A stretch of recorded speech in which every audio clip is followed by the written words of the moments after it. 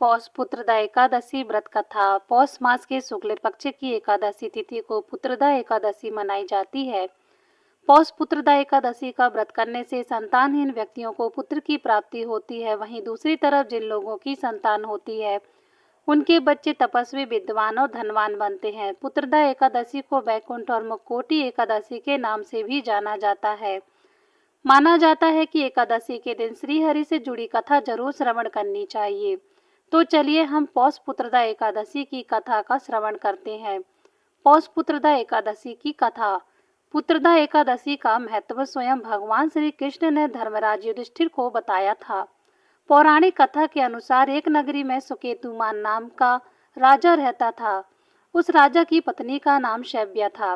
राजा रानी की कोई संतान नहीं थी, जिसको लेकर वह सदैव चिंतित रहते थे। उन्हें हमेशा इस बात की चिंता सताती थी कि उनके बाद उनका राजपाट कौन संभालेगा और मृत्यु के बाद उनका अंतिम संस्कार, श्राद्ध, पिंडदान आदि कर्म कौन करेगा और कौन उन्हें मुक्ति दिलाएगा, कौन उनके पितरों को तृप्त करेगा। बस यही सब सोचकर राजा बीमार होने लगे।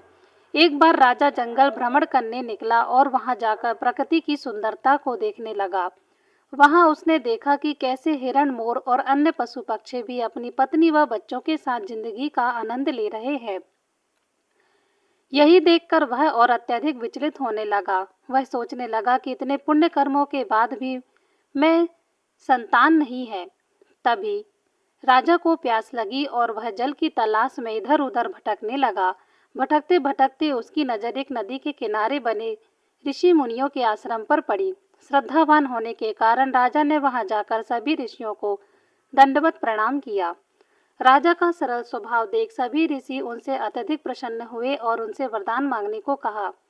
जिस पर राजा ने उत्तर दिया, हे देव, भगवान और आप संत महात्माओं की कृपा से मेरे पास सब कुछ है, केवल कोई संतान नहीं है, जिसके कारण मेरा जीवन व्यर्थ है।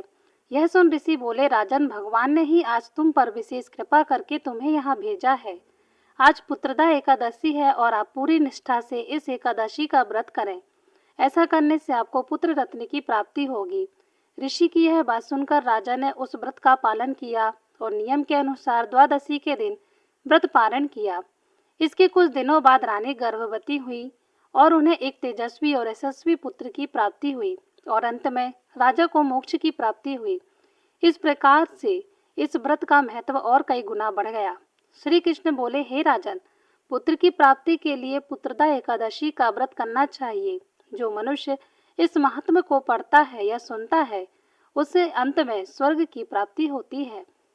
दोस्तों, वीडियो पसंद आई हो तो लाइक शेयर जरूर करें। धन्यवाद।